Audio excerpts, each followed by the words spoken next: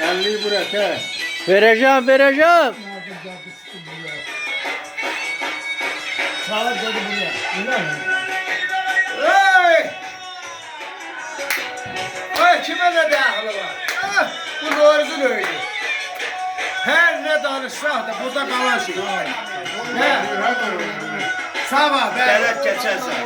Gerek çekersen. Allah kaçatın Hele. Çek almaz öldü. Asimi öldü. Hiç korkmuyorum ben. Geldi Allah. Babam ne yaptı onu? Ne var? Ben nasıl edemem? Göndermekte bu. Almaz öldü. Almaz.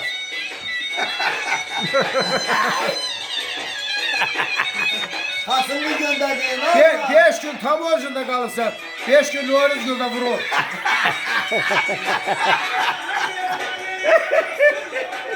Sana ki ben derdim oku. Sen kafada mı tuttun? Hey!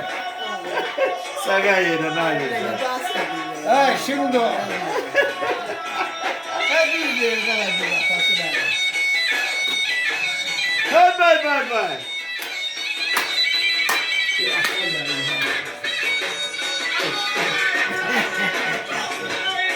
Hay. Sağ ol, sağ ol. Bravo.